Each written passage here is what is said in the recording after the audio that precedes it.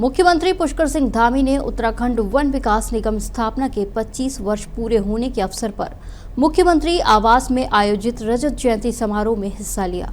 मुख्यमंत्री ने इस मौके पर कुमाऊं मंडल में भी वन विकास निगम का कार्यालय खोलने की घोषणा की। मौन पालन को और बढ़ावा देने के लिए वन क्षेत्र में बी बॉक्स स्थापित करने का प्रस्ताव कैबिनेट में लाने के निर्देश दिए। कार्यक्रम के दौरान मुख्यमंत्री ने वन विकास निगम के कर्मचारियों के बच्चों को सम्मानित भी किया, जिन्होंने बोर्ड परीक्षाओं में 75% से अधिक अंक प्राप्त किए।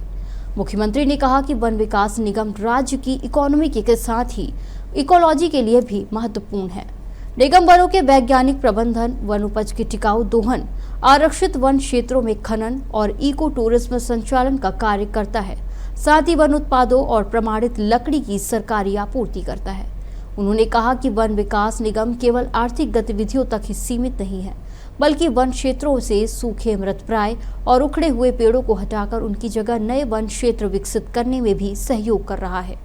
साथ ही इको टूरिज्म के माध्यम से युवाओं और छात्रों में पर्यावरण के प्रति जागरूकता बढ़ाने का भी कार्य कर रहा है। मुख्यमंत्री पुष्कर सिंह धामी ने इस अवसर पर हिमकास्ट मोबाइल एप्लीकेशन का लोकार्पण करते हुए कहा कि इस एप्लीकेशन के माध्यम से वन विकास निगम से लकड़ी की बिक्री की जा सकेगी।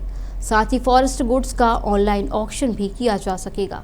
उन्होंने कहा कि निगम की आधुनिक ई नीलामी प्रणाली और अन्य ऑनलाइन प्रक्रियाओं ने इस क्षेत्र में ईज ऑफ डूइंग बिजनेस को मजबूत करने का काम किया है। ये डबल इंजन सरकार की प्रतिबद्धता को दर्शाता है। मुख्यमंत्री धामी ने कहा कि उत्तराखंड वन विकास निगम ने अपनी इन 25 वर्षों की यात्रा में कई महत्वपूर्ण उपलब्धियां हासिल की हैं। पिछले वर्ष उत्तराखंड वन विकास निगम ने 167 करोड़ रुपए का शुद्ध लाभ अर्जित किया।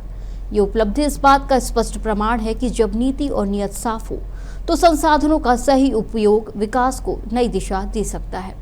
मुख्यमंत्री पुष्कर सिंह धामी ने कहा कि घने जंगल, ऊंचे ऊंचे शिखर, विशाल ग्लेशियर, पवित्र नदियां और समृद्ध जैव विविधता देवभूमि उत्तराखंड की अमूल्य धरोहर है। अपनी इस प्राकृतिक संपदा की रक्षा करना न केवल हमारी जिम्मेदारी है, बल्कि आने वाली पीढ़ियों के प्रति हमारा कर्तव्य भी है। उन्होंने कहा कि ये प्राकृतिक धरोहर राज्य के आर्थिक विकास के लिए ही नहीं, बल्कि हमारी लोक संस्कृति और लोक परंपरा का भी अत्यंत महत्वपूर्ण अंग है। उन्होंने कहा कि राज्य सरकार प्रधानमंत्री नरेंद्र मोदी के मार्गदर्शन में इकोनॉमी, इकोलॉजी और टेक्नोलॉजी के बीच संतुलन स्थापित करने के लिए आगे बढ़ रही है।